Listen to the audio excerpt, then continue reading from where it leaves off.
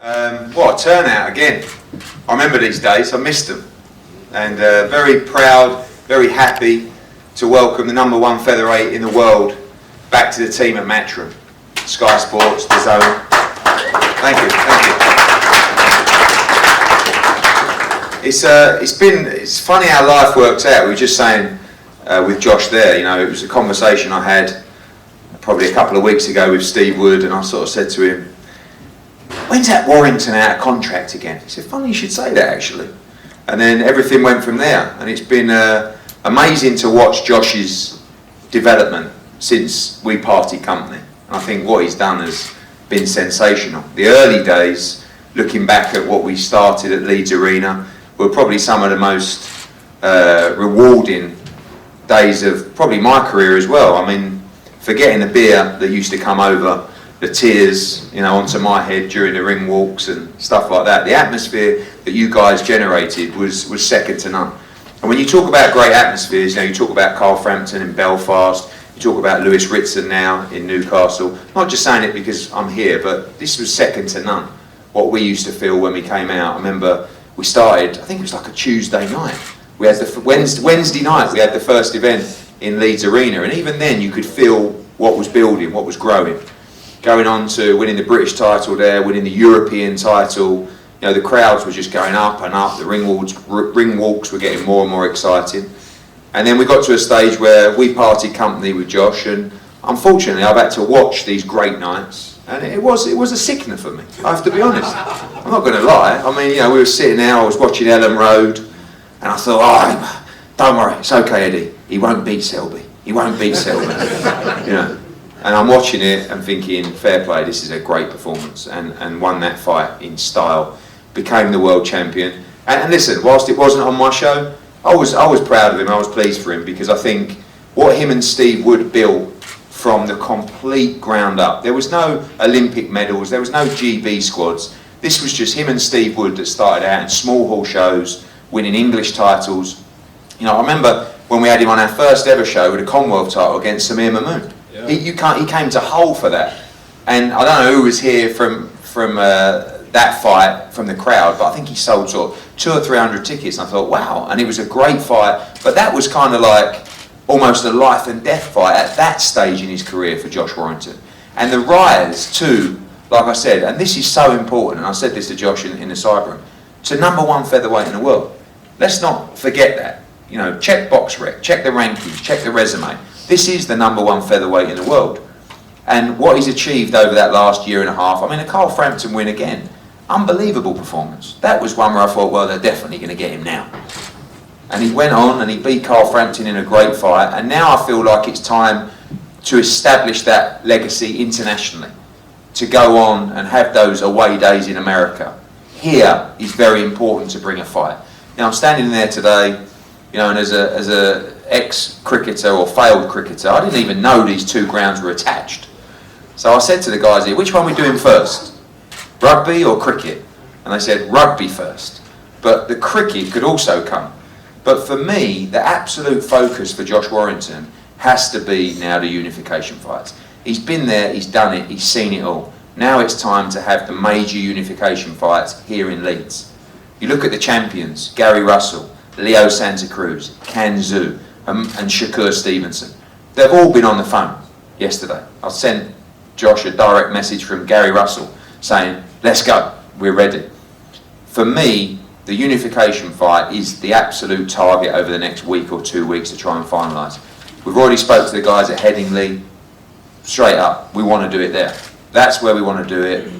I see you've even got some standing as well. I mean, as if the atmosphere weren't mad enough as it is. Get them up there, it's going to be incredible. There's also the focus of the American experience. For some of you in this room, you may have come to Germany a few years ago. They've never seen anything like it. They still talk about it to this day. When Josh Warrington and his fans turned up to fight in Germany.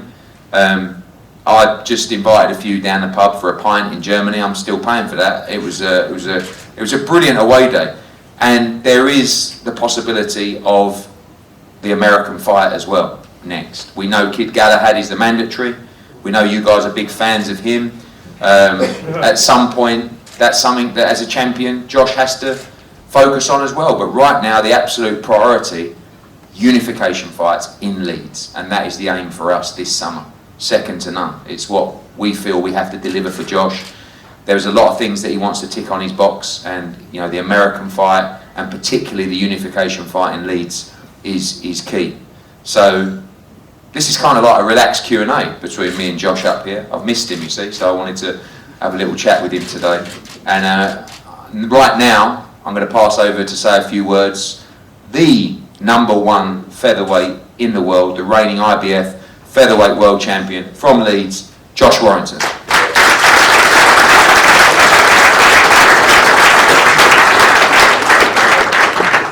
Cheers, Ed. You can talk, can't you? Can I just say, before I interrupt, I don't want to steal your thunder. When we had our meeting last week, I gave Josh one of the best pitches I've ever given a fighter, right? But unfortunately, he knows me really well. And I was going for it, wasn't I? Yeah, This went on for 5-6 minutes. I was just selling him the dream.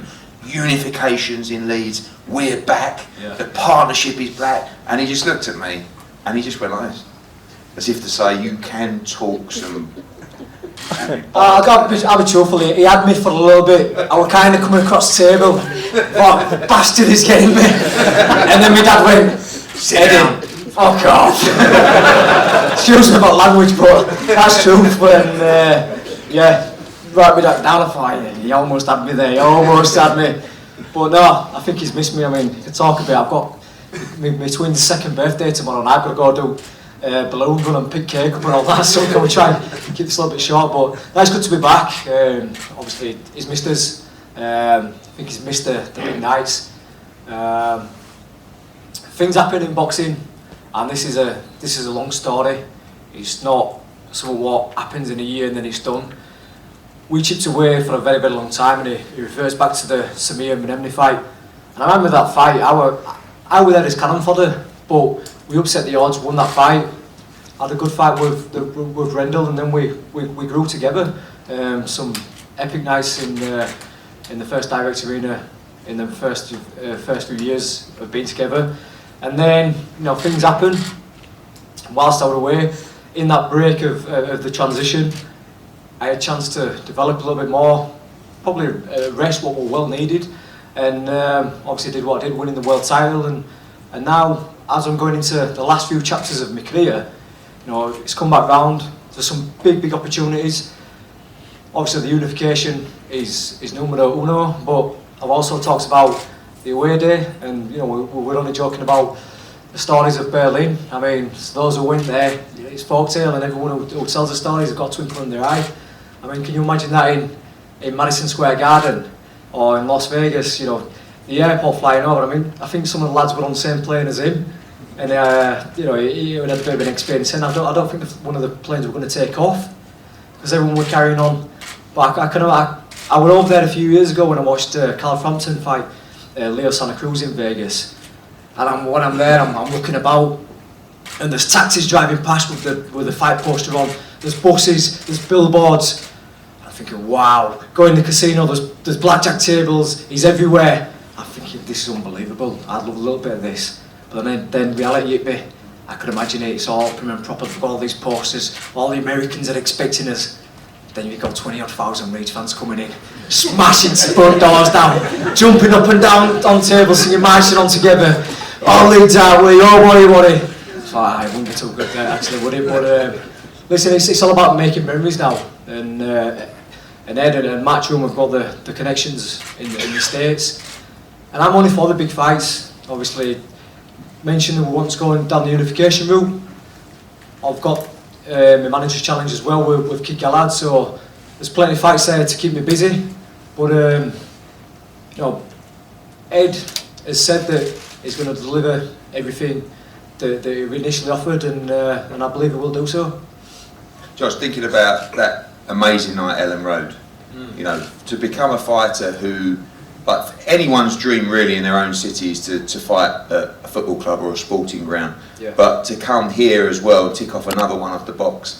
There's not many people that have sort of done it at multiple sites within their city. I mean, you're talking about, you know, AJ, like the top names that have boxed in multiple stadiums in the country or around their cities. Yeah, you're right. It's obviously I hadn't done the same numbers of what AJ done with like doing the Cardiff and Wembley, but obviously he's a good-looking fella and he can hit hard. And whereas I've been hit with ugly stick a few times and I'm feather-fisted, but we do all right, don't we? You know, and that night at Ellen Road, where someone will stay with me till day I die. Obviously, I can go on and sit and talk about that all night. You know, having the Kaiser. I mean, Eddie, we're fantastic. You should have been there, mate. Should have been there. I'll finally watch your bloody film now, because I haven't been able to watch it for a long time. Listen, I've got to be honest with you. I remember you sent me a direct message saying congratulations. I remember looking at my phone going, but don't worry, it was hard for me to press send. But no, it was an epic night, and it's a box ticked, and that's done now with Ellen Road sits there in the happy chapter. To come and do Headingley would be, wow, it'd be even more so special. I mean, they've just done a redevelopment with the two stands. Obviously, it's a little bit more compact than Ellen Road, so can you imagine a Kanju or a Shakur Stevenson or a Gary Russell walking out in front of this? They wouldn't know what hit them. Obviously, Headingley is notorious for a good old knees up, you know, the Otley Run. I'm sure there's a few in here who've done that. And on a nice summer's day, it just captured the city again. You know, one thing that really captured me last time on fight day, you know, you have a bit of that unsettledness and you have a bit of nerves. And I remember sitting in the hotel room and a couple of my pals come to see me and they said, Josh, no matter whatever happens tonight, you've made the city proud. He said, every bar is buzzing, everyone's chanting your name. He said, you've done something special. This time round, I think it'd be twice as big, twice as busy. So, you know, to do that, I think it'd be the final box ticked of wanting to achieve over here, especially in this city. After that, you know, I'd look to just travelling around the world. Fighting, hopefully. Yeah, I think so. Yeah. When we talk about those champions, talk about those quickly. I mean, the fight with you and Kanzu, who I think broke the record for the amount of punches he threw in his last fight, and you do the same, would just be a breathtaking fight. Obviously, the Shakur Stevenson fight, he comes with plenty of chat, and he's Andre Ward on the team. You know, that's the Hollywood fight for you over here. Leo Santa Cruz, which you might have to head stateside for. Gary Russell, very, very tough opponent as well. Which of the fights you look for out of those? Oh, I'm not boring. Sorry, that's been boring. Oh, we'll wrap it up there. Probation. Community service. You know what, Ed? All of them fights excite me. You know, it's about being part of the big nights. You know, I mean, who in the right mind wins a world title and has the first defence against a fighter what's ranked even higher than them? I mean, Carl Frampton. You know, after we beat Lee Selby, you're fighting Carl. Carl's he's better than Lee. He's at even higher level. But I want to be part of these big nights. I mean, I've got to be honest with you, I never thought when I first turned pro that I'd achieve a world title. I remember saying to Steve, all I want to do is try win a British title. We set goals after that. We got the shot with the European, and then after that, you know, we're knocking on the door for the world title for a long time. And now we're here. I believe I beat any other featherweight in this division. They've all got their own little perks. Obviously, like say Kanju, he puts in a phone box, that'd be a very entertaining fight. He throws a lot of punches, I throw a lot of punches. Obviously, Shakur Stevenson is a bit of a gobshite, so you know that'll have a very good build-up. And Gary Russell Jr., I think he's the second longest reigning champion out of all of the champions. So you know he's got that green and gold belt as well, the WBC. Either one of them fights are massive fights, and that's what I want to be part of. I don't want to be just known as a decent boxer from Leeds or a decent boxer from Yorkshire. I want to go down like as a decent boxer from this country and from the UK. And taking them fights is what people want to see. People want to see going into the big fights and not padding it out and just having steady defences. They just want to see big fight after big fight after big fight. And talking of the home advantage, I mean, it's just like literally having a couple of rounds in the bank before it starts. I mean, but with the quality of opposition, you can't just rely on home support. Remember when Errol Spence boxed Kell Brook at Bramall Lane, atmosphere was unbelievable, but quality shone through. But you must feel like you have a huge edge here. And I don't believe Shakur Stevenson, I'm quite impressed with the fact that he's willing to come to Leeds. You know, he's a big name in America, or emerging big name. He's got a big promotional company behind him. He's got Andre Ward behind him, James Prince. He's bang up for coming to Leeds. but do you think he really knows? Or maybe he'll shine under that kind of pressure, but it's a huge challenge for anyone coming into, especially a bear pit that Headingley would be. Oh, most definitely. I don't think he will. He does realise. I mean, he'll see the videos and whatnot, and even if he comes over for press conferences and everything else, nobody can really like put it there until they've actually done it. You know, like I remember Lee Selby saying it's not going to faze him, and you know, he might argue that till he's blue in the face. The crowd didn't faze him, but you watch the way that he walked to the ring. He's more or less running to the ring instead of doing his little swagger walk and whatnot. Again, Carl-Frampton, when we're there, the fans are a massive part, and they always have been a part of my journey. I can fight with an away crowd against me, or with them on my side. I had a lot of my fights in the early days, like the old fight I would away from home, my English title fight I would away from home. There is probably more pressure when you fight at home because there's an high expectation, but I think I've done it that many times now. I know what I'm in for, and I realise what kind of mentality I've got to go through. They won't know until they walk into the ring. I mean, it's not just the ring walk either, it's been over here on fight week. You know, the fans, I don't like calling them fans because it makes me sound a bit big-headed, but those who've come to my fights and follow me, follow my journey, you know, there's a lot of passionate people amongst us, and there's a lot what sacrifice a lot to be at the fights, but they're not just at the fights, they're at the open workouts, they're at the press conferences, they're at weighing, and they've got to contend with all that, and it's a mental battle just in that week. And I say that any percentage where they're taking their mind off the fight is a percentage to me. You know, if they're concentrating hard of like showing a poker face and not going to get affected by the crowd, that's a little bit more to me. And likewise, if I had to go to someone's backyard and fight in, you know, someone's yard where they've got a big crowd behind, a big fan base, that doesn't bother me either, because you know, I can deal with that kind of pressure. Carl-Frampton won there. He had a good support with him in Manchester, and when you know he had a little big success, the crowd shouted and he wanted to come forward and push on, and it kind of played into my hands. So I'm happy with either. But I tell you, there's been some fantastic shows over the last few years, stadium fights and whatnot. But now it comes close to when it's done in Leeds. I mean, I'll argue with anybody. It's one of the best atmospheres in the world. You know, the Leeds crowd are notorious for being passionate with the football club, with the rugby club, and that's grown and grown. And like, I'm talking as long as you now. I'm boring myself here. Like after beating Frampton, we've taken on a lot of fans from over Ireland, Northern Ireland, and the fans are starting to come from all over, and they want to be part of that as well. So we have a fight over here. It'll be something special, and I already feel like I'm a few rounds up. All right, Josh. Well, for me, it's an absolute pleasure to have you back. And like I said, not just the #1 featherweight in the world, one of the top pound-for-pound fighters in Britain, and one of the top pound-for-pound fighters in the world. And it's time to prove that. We're on the case. You'll be hearing news in the next 2 weeks. First and foremost, unification fights here at Headingley is the aim. And to you lot, thank you so much for supporting him, not just when we were involved initially, but throughout his whole career, because he wouldn't have got these opportunities without you. And like he said, he calls you fans, you're more like friends to him, because you've helped him achieve where he is today. And be ready, we're going to have some crazy nights come this summer in Leeds. So thank you always, and we look forward to some great nights in Leeds. Ladies and gentlemen, the current reigning IBF World Champion, Josh Warrington.